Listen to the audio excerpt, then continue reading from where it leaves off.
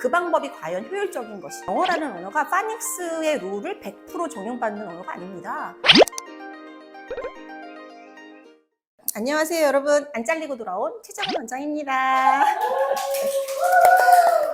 댓글이 많이 안 달리면 자른다고 하셨는데 댓글이 좀 달렸나 봐요. 제가 2회차에서도 살아남았습니다. 그러면 오늘 질문 한번 들여다볼까요? 안녕하세요. 저는 중2 학생 엄마입니다.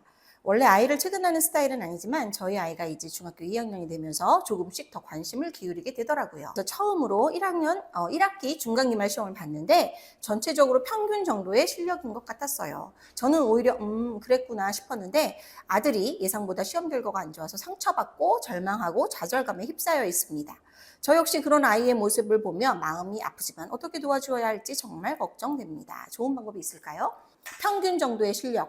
일단 이 어머님은 기뻐하셔야 됩니다. 왜냐하면 이 아이가 공부를 잘할 확률이 굉장히 높습니다. 보통 일반적인 중학교 2학년 아이들, 대다수의 아이들이요, 시험 끝나고 난 마지막 날 사라집니다. 행방불명이 됩니다. 정답도 안 맞췄어요. 엄마가 전화해도 받지 않아요. 톡도 안 읽어. 분명히 PC방이나 놀러 나갔을 겁니다. 근데 이 아이는 어쨌든 성적표를 받아들고 상처받고 웁니다. 우는 아이들은 기본적으로 욕심이 있다는 의미고요.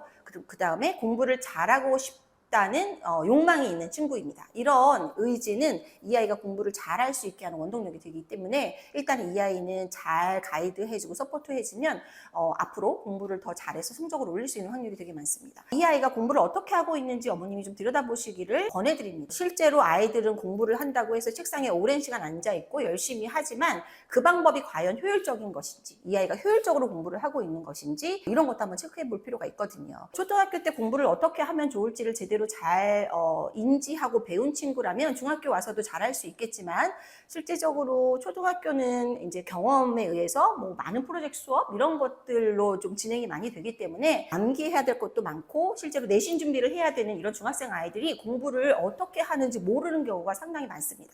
일단은 학교 수업을 아이가 기본적으로 잘 들어야 되는 게 원칙이고요. 우리 친구들은 학교 수업을 잘 듣는다고 생각하지만 사실은 선생님하고 수업을 하면서 오늘 저녁에 뭐 먹지? 그 다음에 오늘 끝나고 나면 어디를 갈까 친구들하고 이런 생각들을 하면서 제대로 집중하지 않은 경우가 굉장히 많습니다. 하지만 학교 선생님들이 수업 시간에 짚어주시는 맥락은 굉장히 요점들이 많아요. 중요한 포인트들이.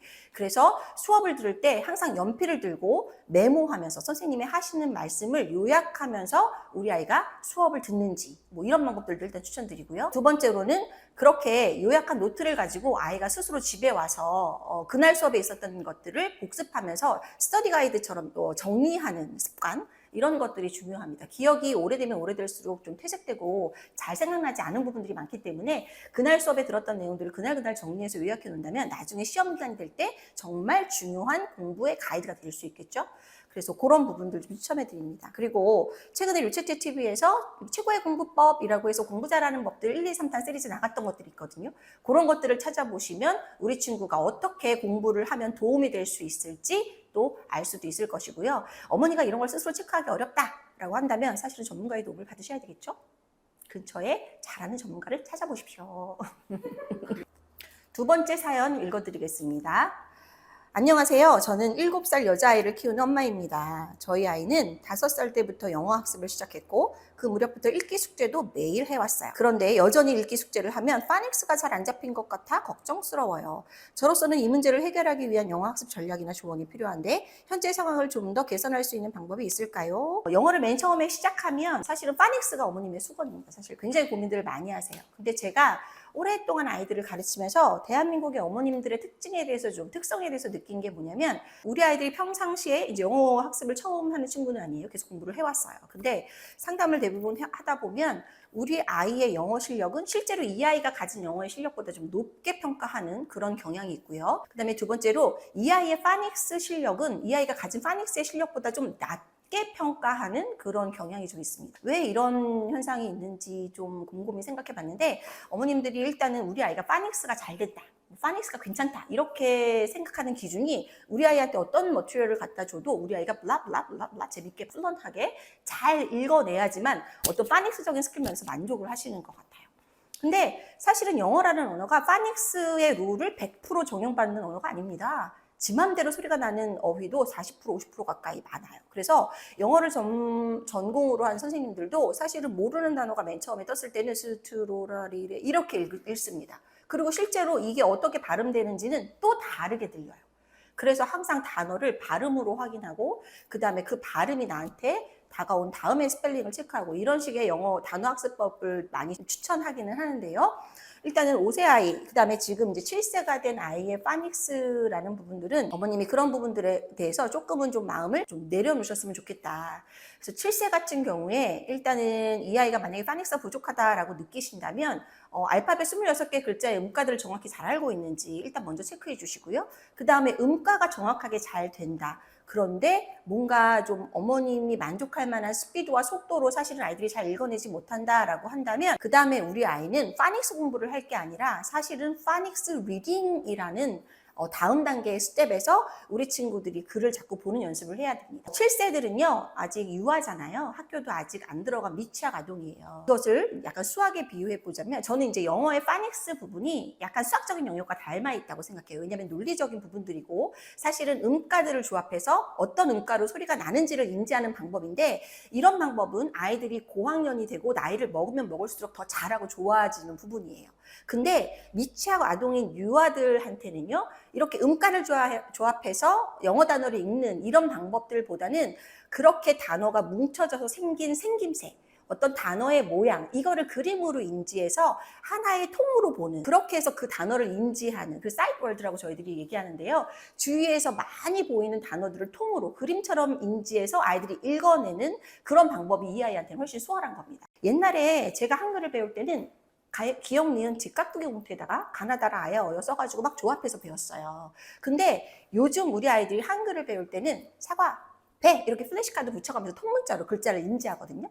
그래서 미취학 아동들은 이런 영어도 마찬가지로 통문자로 인지하는 그런 방법이 글자, 알파벳의 음가를 조합해서 그것들을 읽어나가는 방법보다는 훨씬 수월합니다. 파닉스가, 기초적인 파닉스가 끝나고 나면 그 다음에 파닉스 단계, 파닉스 리딩 단계 프로그램은 패턴 리딩이에요. 그래서 일정한 패턴을 가지고 뒤에 단어나 프레이즈를 달리해서 반복하는 연습들. 그래서 여기에서의 목적은, 이 파닉스 리딩에서의 목적은 1번, 우리 아이가 굉장히 플루언트하게 정확하게 잘 읽을 수 있는지, 거기에다가 좋은 발음으로, 원어민 같은 정확한 발음으로 플루언트하게 잘 읽을 수 있는지, 그 다음에 두 번째, 우리 아이가 읽었다면 이게 우리말로 어떤 의미를 갖는지, 이 두 가지의 목적을 가지고 우리 친구들이 파닉스 리딩을 접하게 됩니다. 또한 초등학교 교과 과정에서 나오는 필수 어휘들, 이런 것들이 바로 파닉스 리딩에 굉장히 많이 섞여 있어요. 예를 들면 이런 거죠. I can walk, I can jump, I can fly. 이런 것들을 반복하면서 우리 친구들은 I can 이렇게 통으로 학습을 하게 되는 것이죠. 그래서 이런 파닉스 리딩의 머티리얼을 좀 같이 보조로, 서브로 좀 같이 읽혀주신다면 분명히 파닉스는 이 아이가 1학년이 되고 2학년이 되고 나이를 먹을수록 좋아질 수 있는 부분이라고 생각합니다.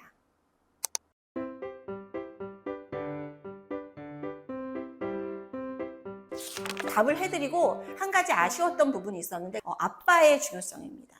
그러니까 중학교 1학년 아들이 사춘기를 겪을 때는 아빠의 역할이 굉장히 중요한 것 같아요. 그래서 엄마가 직접 나서는 것보다는 아빠가 아들과 최대한 많은 교감을 해주시고 엄마는 최고로 맛있는 음식을 매일 저녁마다 아이와 함께 같이 물론 같이 먹지도 않습니다. 갖고 지 방으로 들어가요. 나쁜 놈들이. 근데 어쨌든 맛있는 음식을 해주시고요. 그 다음에 아이의 수업이나 교육적인 부분에 대해서는 선생님들 통해서 어머님 하시고 싶은 말씀을 선생님들의 입을 통해서 전달하게 하시면 됩니다. 그런 방법을 추천드립니다. 아빠의 역할 굉장히 중요합니다. 아버님들 파이팅! 아이를 대하는 교육적인 문제가 사실 쉬운 문제가 아니어서 어머님들 굉장히 많이 고민하실 텐데요. 어딜 가시나요? 르체테학업 마포상암 캠퍼스가 있습니다. 저한테 오십시오. 제가 완벽하게 상담해 드리겠습니다. 마포상암으로 오세요.